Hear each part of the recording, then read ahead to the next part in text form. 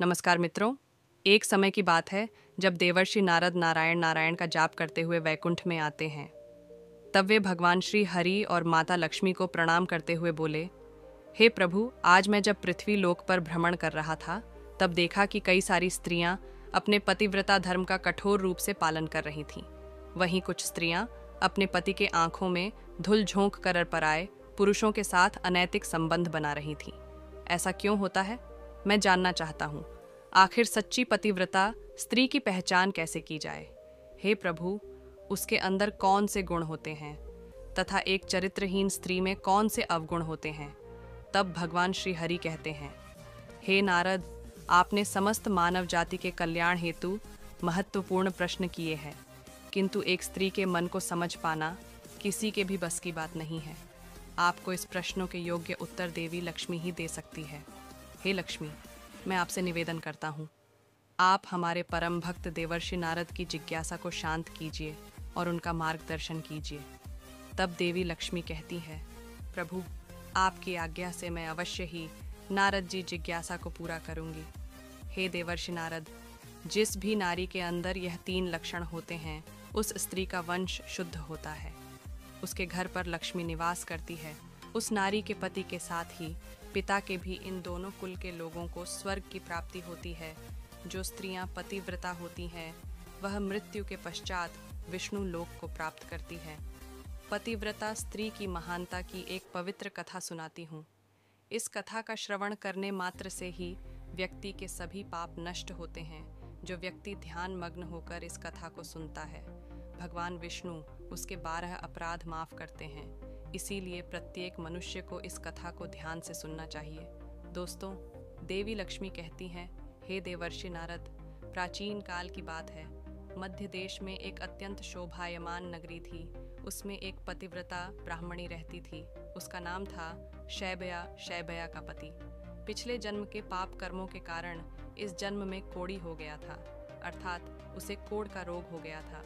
उसके शरीर में बहुत सारे जख्म हुए थे जिनसे सदा ही पस निकलता रहता था।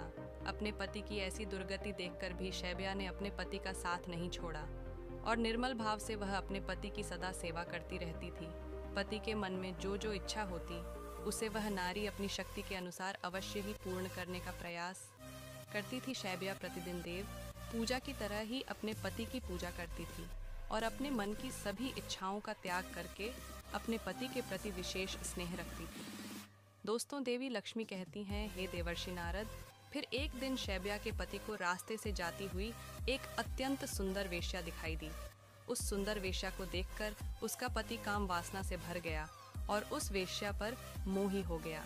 उस वेश्या के सुंदर रूप ने उस ब्राह्मण को पूरी तरह से अपने वश में कर लिया। उसके रूप को देखते ही वह आह भरने लगा, लंबी लंबी सांसें खींचने लगा और जब वह वेश्या उसकी नज़रों से दूर चली गई तो वह बहुत दुखी हो गया।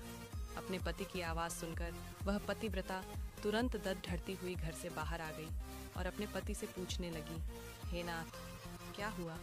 आप इतने उदास क्यों हो गए? आपने लंबी लंबी सांसें कैसे खींची? आपको जो कष्ट है मुझे बताइए। जो भी कार्य हो आप मुझे बताइए, वह मैं पूर्ण करने का प्रयास अवश्य करूंगी। हे प्राणनाथ, एकमात्र आप ही मेरे गुरु हैं, प्रियतम हैं। पत्नी के इस प्रकार से पूछने पर उसके पति ने कहा, हे प्रिय, मुझे जो चाहिए वह तुम नहीं दे सकती।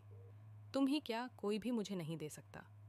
इसीलिए उस पर व्यर्थ बात करना उचित नहीं है। इसीलिए तुम रहने दो। फिर वह पतिव्रता बोली, हे नाथ, मुझे विश्वास है कि मैं आपके कार्य को अवश्य सिद्ध कर सकती हूँ। आप केवल मुझे आज्ञा देने का कष्ट करें। मैं अपनी पूरी शक्ति लगाकर उस काम को पूरा करूँगी। उस कार्य को पूर्ण करने के लिए जो भी उपाय हो मैं करूँगी। अगर मैं आपके इस कार्य को पूरा कर सकी तो इस लोक में और परलोक में मेरा कल्याण होगा। फिर शैबया के कोढ़ी पति ने कहा, हे प्रिय, ठीक है, बताता हूँ। अभी अभी इस रास्ते से एक अत्यंत सुंदर वेश्या जा रही थी। उसका शरीर अत्यंत सुंदर और मनमोहक था, जिसे देखकर मेरा हृदय कामाग्नि से भर गया है।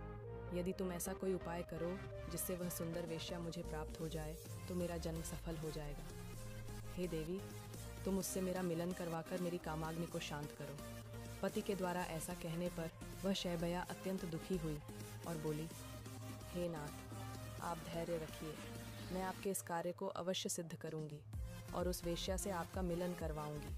इतना कहकर उस पतिव्रता नारी ने मन ही मन कुछ विचार किया और फिर रात्रि के अंतिम प्रहर में उठकर वह गोबर और झाड़ू लेकर घर से चली गई। दोस्तों, देवी लक्ष्मी कहती हैं, हे देवर्षि नारद, जाते समय उसके मन में बड़ी प्रसन्नता थी। फिर वह उस वेश्या के घर पर पहुंच गई और उसने उस वेश्या के घर के आंगन में झाड़ू लगाया और गोबर से लीपकर उसका आंगन अत्यंत सुंदर बना दिया और लोगों की नज़र पड़ने से पहले ही शीघ्रता से अपने घर को लौट कर आ गई। इस प्रकार से उस पतिव्रता स्त्री ने 3 दिनों तक उस वेश्या के घर के आंगन में झाड़ू लगाया और गोबर से लीपकर उसका आंगन स्वच्छ किया। उधर वह वेश्या अपने आंगन को देखकर अपने सेवकों से पूछने लगी, अरे वाह, आज आंगन की इतनी बढ़िया सफाई किसने की है? जिसने भी मेरा आंगन स्वच्छ किया है, मैं उसकी इच्छा पूर्ण करूंगी। फिर वेश्या के सेवकों ने कहा, हे वेश्या, घर के आंगन की सफाई तो हमने नहीं की। हमारे जागने से पहले ही कोई इस आंगन की सफाई करके चला जाता है। सेवकों की बात सुनकर वेश्या को बड़ा आश्चर्य हुआ।